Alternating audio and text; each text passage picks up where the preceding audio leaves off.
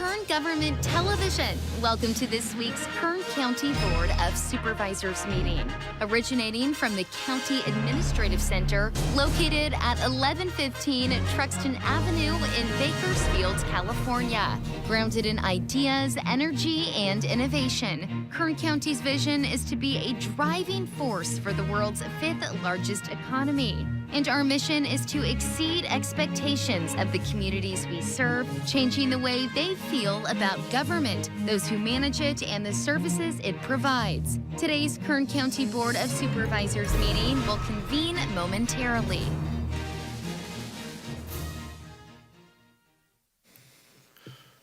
Okay, board to reconvene. Before I ask Madam Clerk to call the roll, I just want to make an announcement that Supervisor Dave Couch is at a early morning meeting with our KSARA board and will be here as soon as he can attend. So, Madam Clerk, would you please call the roll? Supervisor Peters. Here. Supervisor Scribner. Here. Supervisor Flores. Here. Supervisor Couch. Supervisor Perez. Here. Okay, good morning and welcome to the Tuesday, August 8th, 9 a.m. meeting of the Kern County Board of Supervisors. We'll begin today's meeting with the flag salute led by our Chief Probation Officer, T.R. Miracle. Following the Pledge of Allegiance, please remain standing for a moment of prayer, silence, or meditation, whatever you prefer. Salute, pledge. I pledge allegiance to the flag of the United States of America and to the republic for which it stands, one nation, under God, indivisible, with liberty and justice for all.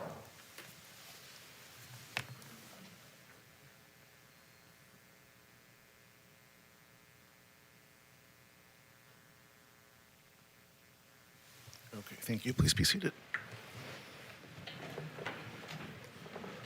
Okay, at this time, I'd like to call on Nick Cullen, our Director of Animal Services Department, to introduce our Pet of the Week.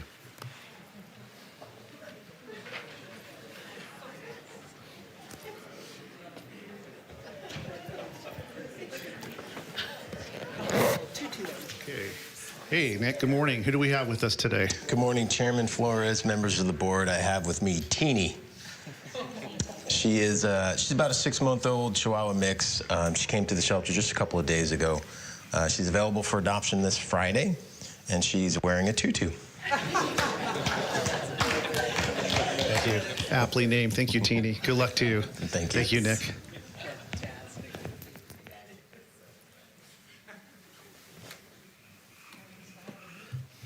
Okay, at this time, we'll be considering the consent agenda item.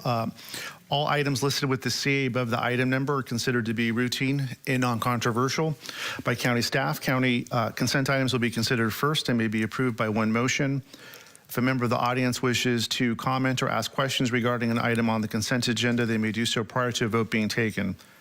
A member of the board may also remove any item from the consent agenda and it will be considered in listed sequence with an opportunity for any member of the public to address the board concerning the item before action is taken. A member of the public may also comment on any closed session item. At this time, I'll read the consent agenda item numbers. Okay, on page 2, items 2 through 6, and item 9. On page 3, items 10 through 16.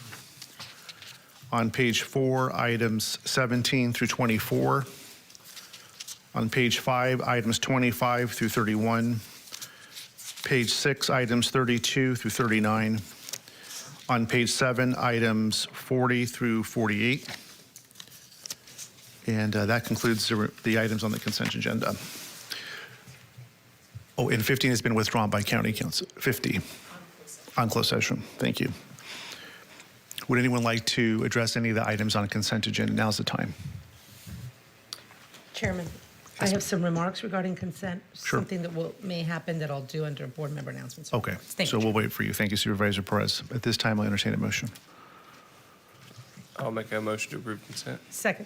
Okay, motion second. Please cast your vote. The motion is approved, 4 ayes, 1 absent. Supervisor Couch.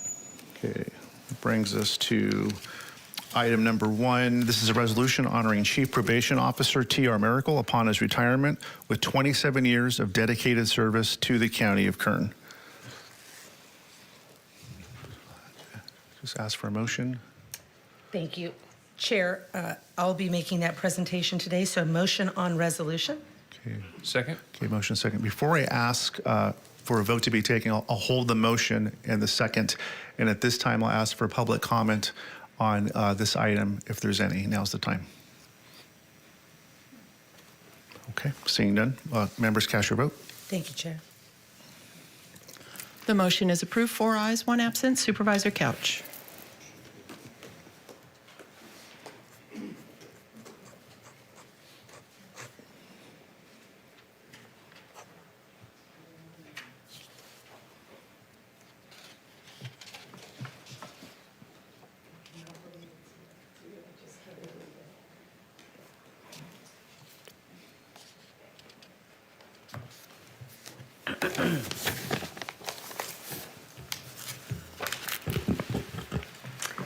Good morning, Chair and members of the board, staff, and public.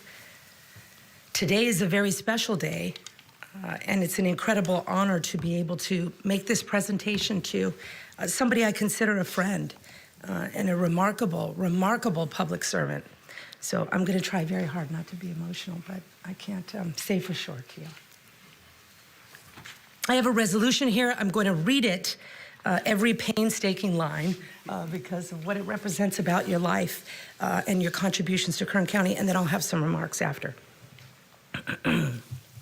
Today is a resolution honoring and commending Chief Probation Officer T.R. Miracle upon his retirement with 27 years of dedicated service to Kern County. Basically my whole life, 27. Whereas T.R. Miracle began his career with the Kern County Probation Department in 1997 as a group counselor in juvenile hall and was later promoted to deputy probation officer, where he worked in a variety of assignments, including juvenile supervision, investigations, and intake. And in 2004, he promoted to a probation supervisor, where he worked in both the adult and juvenile divisions before promoting again in 2011 to division director of adult services and then to chief probation officer in December of 2014 through appointment by the Kern County Superior Court. That was the last time I was chair. And Supervisor Scrivener and I, if you remember, interviewed you. My goodness. Throughout his tenure, Chief Miracle became an expert in sentencing and case law and worked closely with the Kern County courts to address numerous changes in the law, in addition to overseeing the implementation of an evidence-based assessment tool, life-changing tool, the SRNA, Static Risk and Needs Assessment for the Adult Division. And Chief Miracle was instrumental in the implementation of AB 109, Criminal Justice Realignment, which included being a member of the Community Corrections Partnership, where he helped forge connections with county and community partners to focus on safety, alternative sanctions, and proven recidivism, reducing services. And Chief Miracle built upon the department's dual pillars of accountability and opportunity. Accountability and opportunity. By holding offenders who compromise public safety accountable while also giving them a vital opportunity to turn their lives around to break the cycle of recidivism. And due to Chief Miracle's outstanding leadership, he directed the department's implementation of evidence-based practices, effective treatment options, proactive supervision, technology efficiencies, performance-driven policies, and of course, removing barriers to success. Throughout his career, Chief Miracle was described as someone with an incredible work ethic, cooperative, team-oriented, intelligent, dependable, with the ability to handle difficult tasks and assignments with flexibility and a great attitude.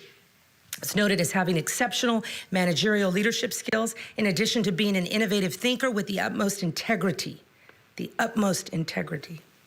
Chief Probation Officer T.R. Miracle's dedication to public safety has earned him the respect and admiration of his colleagues, and his contributions to the citizens of Kern County are so appreciated, and he is wished the absolute best in all of his future endeavors. Now, therefore, be it resolved that the Board of Supervisors, County of Kern, State of California, does hereby honor and commend and put into the record in perpetuity Chief Probation Officer T.R. Miracle upon his retirement with 27 years of dedicated service to Kern County. Chief Miracle, I think that you were the right man at the right time. You were exactly and precisely what Kern County needed. We were entering to a world of criminal transition that was just shocking to the system. As you know, it remains so to this day. And Kern County was really questionable as to whether or not we were going to get on board, frankly, and what that was going to look like. We did not have a reputation that I was proud of as I was on the prison board and thinking through these issues. And lots of eyes on Kern County. And you came in at a time where we really needed a new face and we needed a new spirit to guide the probation department, given your prominent role in the actual rehabilitation of our neighbors, of our friends, that we know 95% come back to our community upon incarceration. So I just want to say I so appreciate the role that you have played in Kern County to, one, improve our reputation, improve the actual process of what we do in probation by focusing on evidence-based programs, putting real money where we know it mattered most, the high-risk assessments, high-risk treatment that we know would really give us a big bang for our buck. And I do believe so wholeheartedly you were the right man at the right time. I'm sad to see you go, but I'm so grateful to you. And the floor is yours, and I want to say thank you. Thank you, Supervisor.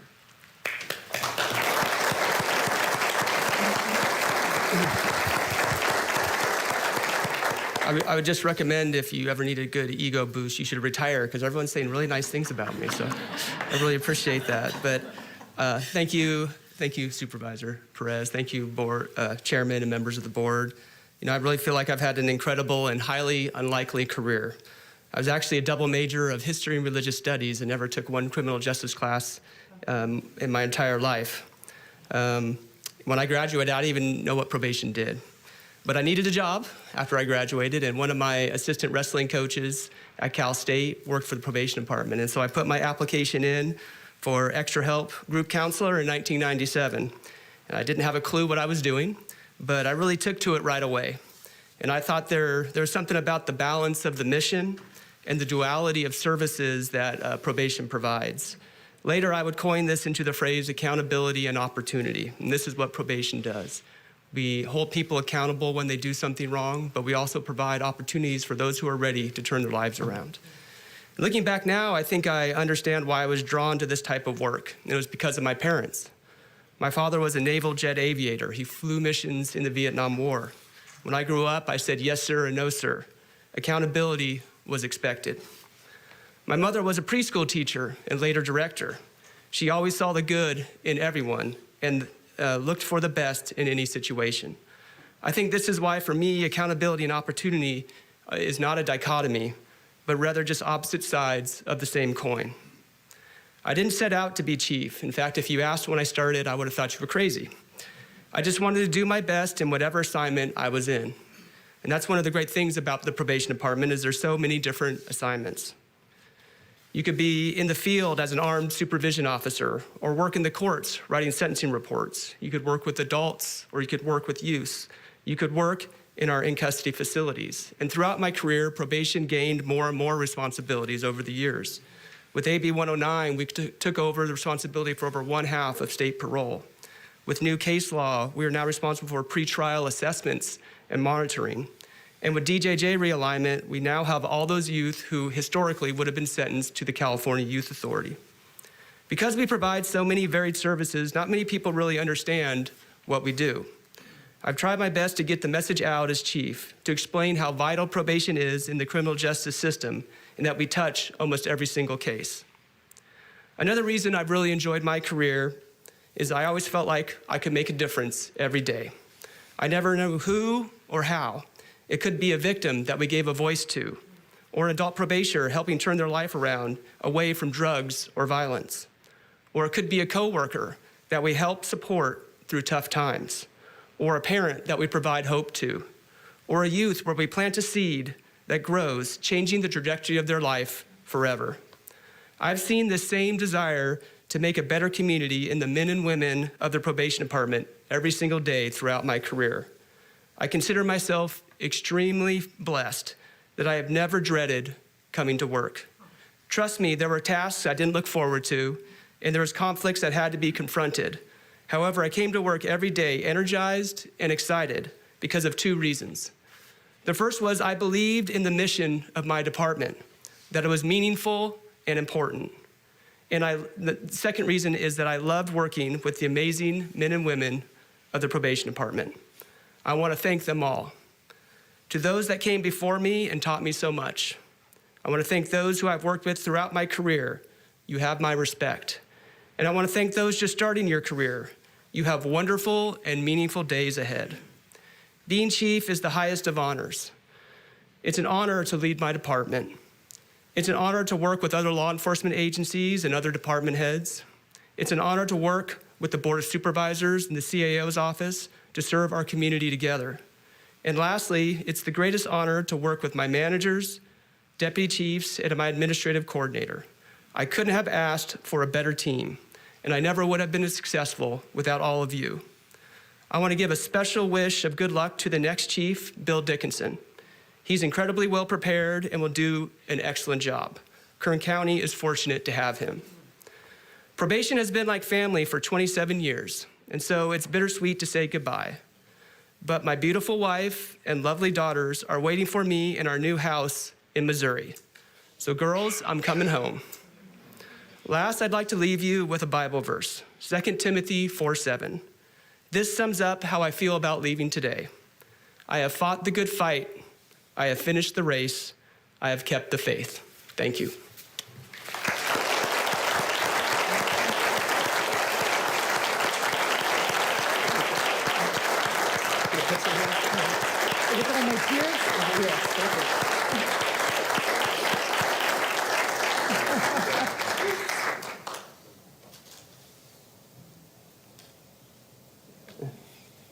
Thank you.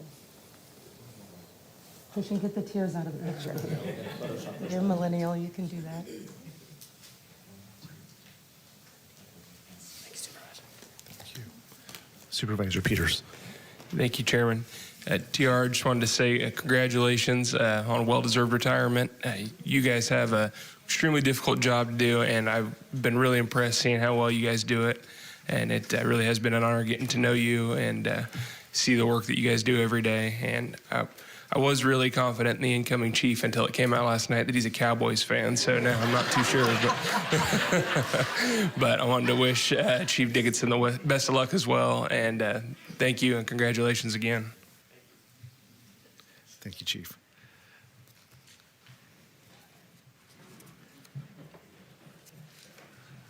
Okay, brings us to our next item, public presentations. This portion of the meeting is reserved for persons to address the board on any matter not on this agenda, but under the jurisdiction of the board. Board members may respond briefly to statements made or questions posed. They may ask a question for clarification, make a referral to staff for factual information, or request staff to report back to the board at a later meeting. Also, the board may take action to direct the staff to place a matter of business on a future agenda. Speakers are limited to 2 minutes. Please state and spell your name before making your presentation. Thank you. So, any public comment, now's the time. Come on down.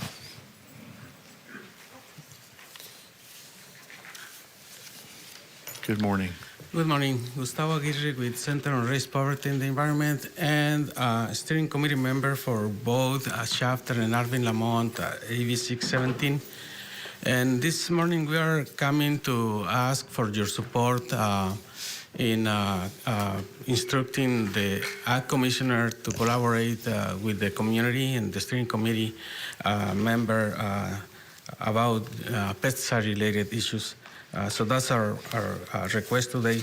About a year ago, we came with the same issue, and you dedicated more than an hour to our issue. We feel hurt, and you approved a letter to the Air District, instructing the Ag Commissioner to collaborate with us, which is not happening a year later. Here is a copy of the letter that you approve.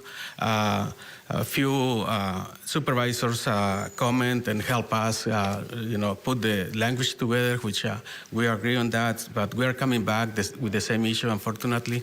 And with all the other agencies at the county, in the past meetings, we come and recognize the relationship with most of the agencies at the county. Last night, we had a meeting with the residents of Lytle Avenue. I hope Supervisor Couch was here.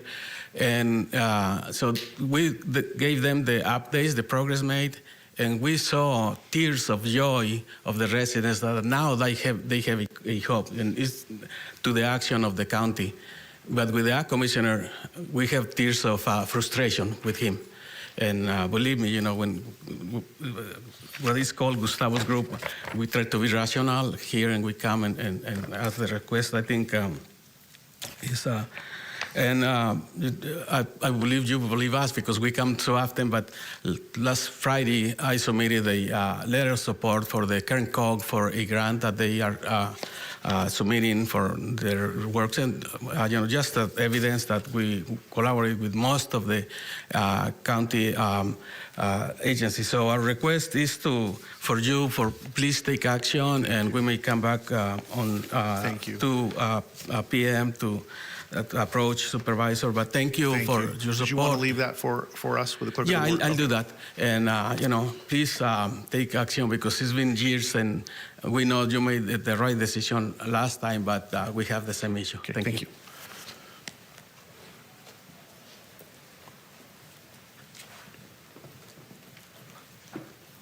Good morning. My name is Bianca.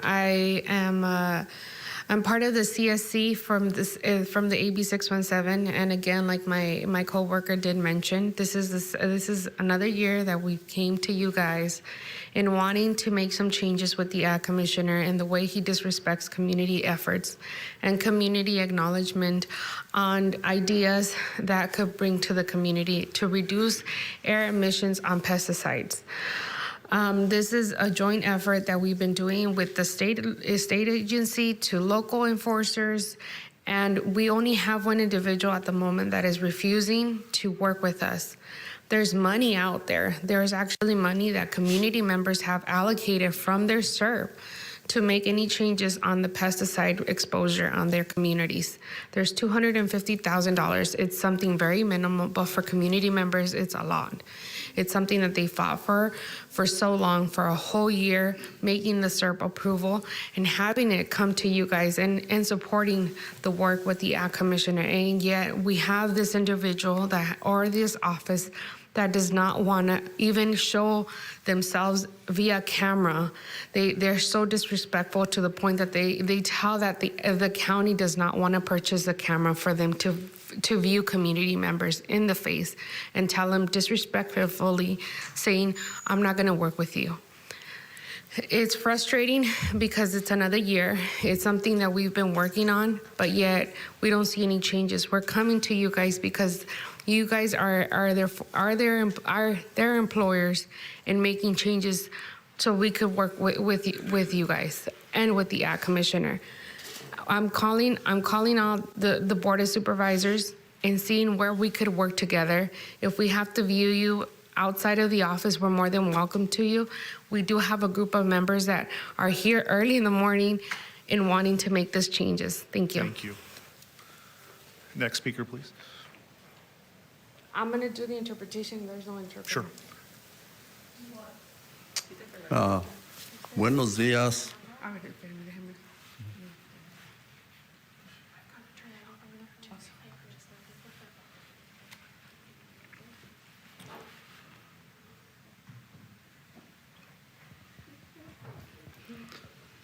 Buenos días. Good morning. Mi nombre es Francisco González. My name is Francisco González. Yo soy un residente de Arvin. I'm a community member from Arvin.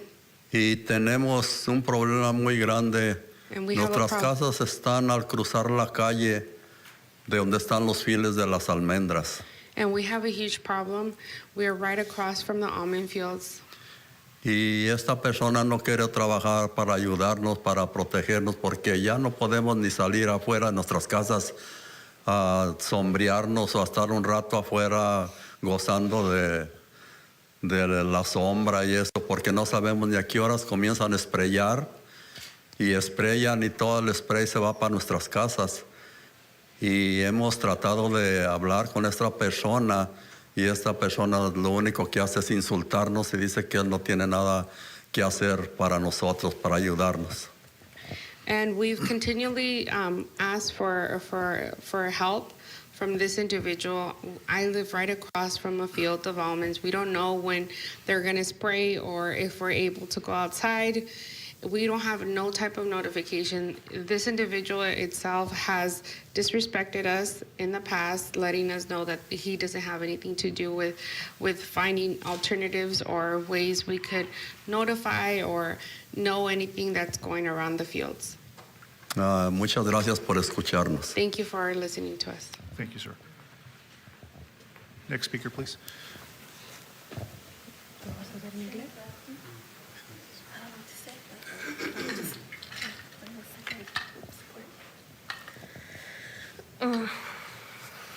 Hello, my name is Angelica Lopez. I am a resident of Shafter, as well as a member of the steering committee for the AB 617, the pilot program in Shafter. And we have been here now for a while, already a year ago, as already mentioned. We know that there are some systems that are put into place for notification, at the very least, like some sort of a notification system that's already been in place whenever farmers are going to be spraying down areas that are near sensitive, when they're going to be spraying down near sensitive areas. Even schools go so far as to send out letters to students and parents when they're going to be spraying in their very own yards around the schools. But nobody gets any information as to whether or not there's going to be spraying near homes or near schools. There's people that are out there in the middle of the fields that always end up getting sprayed down with all this stuff. People can't even go outside because they don't even know when it's going to come down. I went walking near an area where they were just spraying it down. And I was smelling something really bad, and I thought it was just whatever, only to find out that they were spraying in that exact area, and they didn't even put down not even a sign saying, do not enter this area, do not cross, stay certain feet away. There was nothing. And we're just wanting to know why it is that still we're having these issues, that there's no notification in place, or at the very least, someone going around knocking on doors. Even the wonderful company goes around giving flyers to people or leaving flyers on their cars, letting them know that they're going to be spraying in that area. So why can't other places do the same thing as well? At least have the courtesy to let us know so that we know and can take better precaution so that we don't end up getting sick. All right. Thank you, Ms. Lopez. Thank you.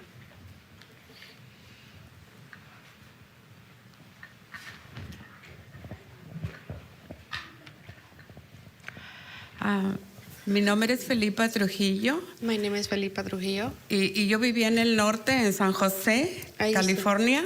I used to live in San Jose, California. Y nos venimos aquí a Shafter And we moved to para Shafter. relajarnos y vivir una vida bien. Pero vemos que hay un problema muy grande allí en Shafter con la contaminación. And we moved to Shafter because we thought it was going to be something safer, something adequate for living, but in reality it's filled with a lot of contamination. Atrás de mi casa están las huertas de almendras y cuando fumigan da un olor muy feo para dentro de la casa. And I live behind, I have almond orchards, and when they fumigate, there's a horrific smell on my home. Entendemos que tienen que hacer eso los dueños de las almendras, pero que nos avisen. Es lo que ya estamos en esta lucha. Hace mucho tiempo queremos que por favor nos avisen cuándo van a fumigar. And we've been fighting for a while on this precise moment of we want to know when they fumigate and notify us. Desde que llegamos allí, se enfermó mi esposo del corazón y de la fiebre del valle y murió. Y mis nietos ahora también les ha dado la fiebre del valle.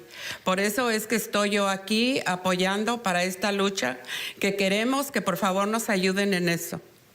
My husband suffered heart condition and also valley fever, and he passed away. Now I have 2 grandbabies that also suffer with valley fever, and that's why I'm here in support of having notification.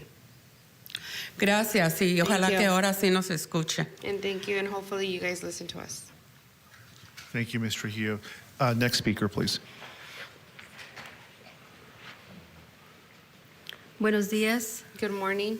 mi nombre es Anabel Márquez. My name is Anabel Marquez. Hace un año y el año pasado estuvimos aquí. We were here last year and the year before.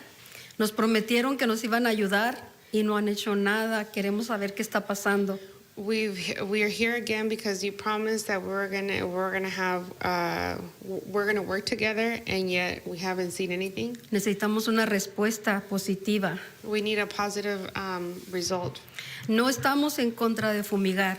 We're not against fumigating. No estamos en contra de lo que hacen porque está bien hecho para que superemos nuestro estado de California en vegetales y todo. Lo único que pedimos We're not here to be against the agriculture or what is the practices. Is just we know that the agriculture is what sustains California. pedimos que se nos notifique cuando van a fumigar. And we only want is to get notification when they're going to fumigate. Hemos hablado con el comisionado. We've talked to the ag commissioner. Él estuvo aquí la última vez que estuvimos aquí con él. He was here when we were here last time. Y él sabe que no ha hecho nada por nosotros, al contrario. He hasn't done anything. In contrary, Ha hecho comentarios, yo les dijera, racistas o no sé cómo nombrarlos. he's gave remarks, racial remarks, or I don't know how to explain how he's been disrespectful. Porque él dicho que hasta que no se muera alguien o 7 personas y sean reportados, él va a hacer caso. He's told us in our face that until somebody dies or there's multiple people being affected, he'll do something. Pienso que si están en ese poder es para ayudar a su comunidad, a toda la humanidad si se pudiera. And people that are in that power should be held responsible of our well-being as humans. Pero se mira que no. But it shows that he's not. Nos sentimos muy mal. Parece que estamos en el siglo del Ku Klux Klan porque si no se les da poder a ellos para que nos ayuden, entonces ¿quién? And it's feeling like a Ku Klux Klan action that he's just taking control of the whole situation. Porque él ha dicho que va a ser por los rancheros, no por las comunidades. And he's told us publicly that he'll do anything for the growers, not for the public. Él lo ha dicho por Zoom cuando hemos estado en juntas, no estoy mintiendo. And he said it in the Zoom, which is being recorded. I just wanted to add that.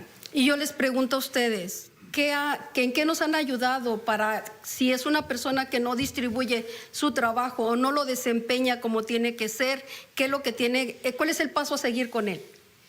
And if we have this individual that is not doing this job, what are you guys going to do in regards to his employment? Porque yo hace como 6 años o 7 que lo conozco y no ha hecho nada por nosotros. And I've known him for 6 to 7 years, and he hasn't done nothing for the community. Es notificación nada más. It's notification only. Para prevenir que nuestros hijos se nos enfermen y enfermarnos nosotros también. To prevent our children to be affected and ourselves also. En la semana pasada uno de nuestros no familiares sino amigo fue a trabajar al field. And a co-worker or our family that we work with went to work in the fields. Y dijo que olía mucho a azufre. And he smelled a lot of sulfur. Ahorita está en el hospital. Right now he's in the hospital. ¿Quieren pruebas? ¿Quieren fotos? Les traemos. And if you guys want proof, if you want pictures, we're more than welcome to bring it to you. Tenemos cuando las avionetas están fumigando, We do have, when there's aircraft fumigating in the area. cuando los Thank you, tractores Senora están Vargas. moviendo. Gracias. Okay. The time has elapsed, but thank you for your Faltan comments. 7 minutos.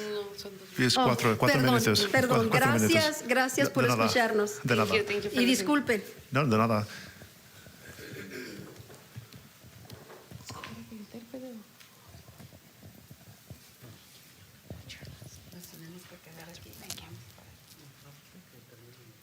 Hi, good morning.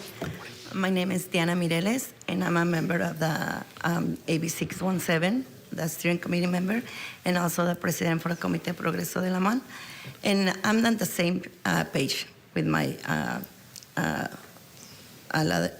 with another people. So it's been like not only in the AB 617 that we assign money for the pesticides. It's been before. So we're having problem with the commissioner. And personally, I spoke on the AB 617 and I expressed my feels that I don't want to ask him if we're talking of the pesticides because I know his answer is gonna be no. So why I'm asking him my questions? I answered myself no. Like, I feel like the little kids, everyone has kids, and the kid asks you, Mom, can I do this? No. But you not explain the kid why that's the person is doing. He's not explain. It's just no. If you see on the comments when we on Zoom and then asking questions, his answer is no, really. So that's not right for us. Does not help us in nothing. So we need to him to listen to us, to sit with us. You guys, we sit with a couple of you guys in person, and you give us that respect, and you listen to us. Maybe you guys don't give us all that we're asking for our communities, but we listen and to work and find out how you can work with us. And not just only the supervisors, the other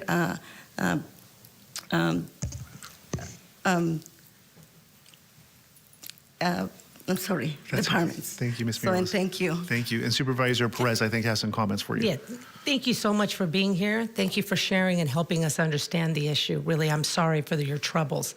It's an awkward situation right now because your supervisor's not here. And I can't speak on his behalf, and I can't assume what he knows or doesn't know. Have you reached out to his office? What is your communication like with Supervisor Couch? When we're working with CRPE, and just like the thing is the last year while you guys work and put the letter. So, but if we need to sit with him, we can go with him and talk to him. Like, that's not a problem with us. We always ask him. Have you tried to do that yet? I don't know, Bianca. May I? Yeah, That's up to the chair. I can't Well, speak. Well, go, Supervisor Perez, whatever you prefer. Okay, thank you, Chair. Because your supervisor's not here, and it really is not fair to assume anything while he can't speak for himself. But this is a long-standing issue, and I'm confused as to why there's no progress of what it looks like to me. I think that's very frustrating. But I want to give your supervisor an opportunity to be heard on that matter. I don't know if you can come back in the PM session. But also, Gustavo, you can work with my office, and we can start to set up a meeting right away. I can invite Supervisor Couch to that. I think he'll have lots to contribute to that conversation. Very knowledgeable about it, and for whatever reason, it hasn't happened, and I think that's totally unacceptable. So let's just move in that direction, Gustavo. And I don't know that we need to talk about it anymore up here. Chair, thank you for your indulgence. Thank you, Supervisor Thank Perez. you. Thank you. Okay, next speaker, please. Hello, my name is Cesar Aguirre. I'm a resident of East Bakersfield and also a co-chair and member of the Shafter and Arvin Lamont AB 617 committee. And someone from Couch's office is on the AB 617 and pesticide subcommittees, so his office should be aware. There's even been studies done by UC Davis that shows how things get done in AB 617, and the most contentious issues are the ones where people don't play ball. So we can statistically prove that Glenn is the biggest issue in 617, and people are the most frustrated with him. And the words versus his actions are two different things. He has said in meetings that he wants more people to make calls and he wants more people to make reports, saying that it's the best way to deal with drift, but refuses to make a notification, saying that he will not make a notification until it is a state-mandated thing. He wants more people to be aware, make reports, but this would happen better if pesticide notifications were a reality. Because it didn't happen in Kern when we started with the Shafter Committee, this is now a pilot project that's throughout the whole state. So because he didn't play ball in Kern, this is now something that's happening in the state. And Glenn is very focused on regressive things instead of progressive things. He has said that he needs more people to get sprayed, injured, and for those to be reported in order for him to take better action. This is something that is a step backwards instead of protecting people going forward. The CDFA, or California Department of Food and Agriculture, certifies ag commissioners. They have to uphold 11 tenets, one of them being pesticide stewardship. Pesticide notification is best practices when it comes to pesticide stewardship, and telling us that we need to get sprayed more, and because we don't report it, that it's not an issue, shows me that he does not deserve his certification, or that he needs to be reminded that he should be working for us, and the best practices are pesticide notification.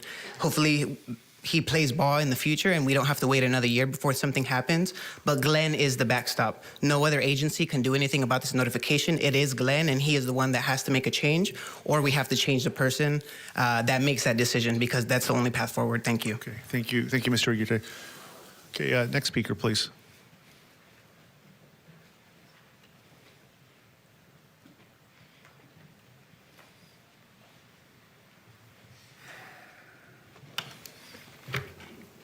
Dennis McLean, MCLEAN.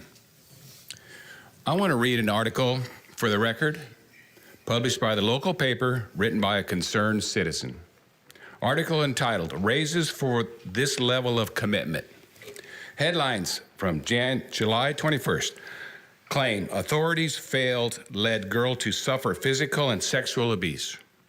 Coroners breached duty by releasing shooting victim's body to a non-relative. Failed to inform family. Claim says, Sheriff's Department did not remove toddler who later overdosed on fentanyl from home filled with drugs. Claim says. Headlines from July 22nd. Kern proposes pay raises for department heads and managers. I'm sure glad we passed the 1 cent sales tax on our sales to provide better safety, parks, and new communication equipment. And also provides more money for raises for law enforcement staff who can point to other counties and say, they make more money than we do in Kern County, so we need raises.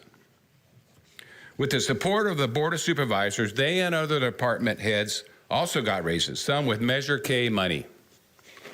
Now the county will even be better managed now than it was before the raises. The 1 cent sales tax just took a hit. In closing, I would like to ask why the homeless population is increasing. Why is crime still on the rise? And why are our public roads in terrible condition? Are they not important issues? I feel the Kern County government is too big, much like the federal and state government, with too large a payroll. A lot of jobs can be outsourced to the public sector with better results and a huge saving for the taxpayer. Thank you, Mr. McLean. Next speaker, please. Okay, seeing none, we'll move to item number 8, board member announcements or reports. Okay, Supervisor Perez. Thank you so very much. I am really, really honored and thrilled to make an announcement today related to an action that the board already took this morning on our consent agenda. Item number 6 was the appointment of Dr. Albert Ma to the Kern Health Systems Board. Dr. Ma is here today. I would ask you to please stand up, Dr. Ma, so people can recognize you and identify you. Thank you so much for that. I'm going to tell you a little bit about Dr. Ma and how extraordinary his life and work ethic and intellect are. Dr. Ma was born in China, son of a surgeon and oncologist. He moved to Chicago at the age of 14 and completed his formal education there. After completing his medical training, he worked in Chicago in private practice, pharmaceutical research, and of course, instruction, teaching.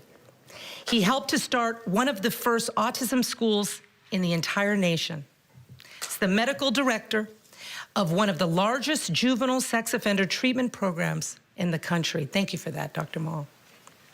In 2005, he was recruited by UCLA to open a child psychiatry training program in Bakersfield. After 5 years in full-time academic psychiatry with academic appointments at UCLA and UCSD, he went into private practice. He has been the medical director at Bakersfield Behavioral Hospital since 2010, during which time he transformed the hospital from a community hospital to a teaching institution for training of medical students, pharmacy students, and psychiatry students. He was one of the founding faculty for the Kauai Delta residency program, sponsored by UC Irvine. He also helped to create the new child psychiatry residency program at Kauai Delta with academic affiliation at USC. Dr. Ma is currently the partner at Arise Psychiatric Medical Group, specializing in autism treatment, psychopharmacology, and psychodynamic psychotherapy. Dr. Ma, you have made countless contributions to the County of Kern, to our youth, and to the families of Bakersfield and broader Kern County. It is such an incredible privilege to have you serve on the Kern Health Systems Board. As you know, we have remarkable challenges in healthcare delivery in the Central Valley, and like many parts of the country. But acquiring, retaining great talent is so essential to the future of our treatment of our young people and, of course, just therapy on the whole. I want to thank you for your expertise, for your professionalism, for what you bring to the table. I'm very excited for what we're doing within the probation department to be as professional and best practice as we possibly can be as we seek to change and improve the lives of our neighbors here in Kern County. So, Dr. Ma, I want to say thank you for your willingness to serve. You are officially appointed. My colleagues have appointed you. I wanted them to get a sense of who you are so they can feel good about their appointment. And we look forward to your service on Kern Health Systems. Thank you so much, Dr. Ma. Thank you. Thank you, That's all, Supervisor Chair. Perez. Thank you. And congratulations, Dr. Mal. Just for the record, our prior speaker, prior to Supervisor Perez, Mr. McLean, had some comments. I'd just like to address some of them for the record. No Measure K money is going to management or department head pay increases. And it was very easy to use isolated incidents of things that go wrong in public safety, because sometimes they do go wrong as public safety. But how many times do they go right? How many times is that thief stopped? How many times is that person saved? How many times is that person arrested?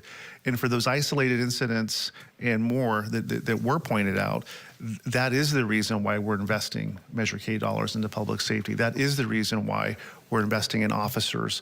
And we're going to continue to do that. And I take great pride in that. So I just wanted to say that. Thank you.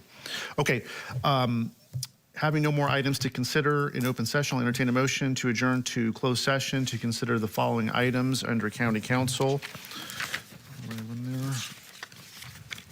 Items 49 and 51, and item 50 has been withdrawn.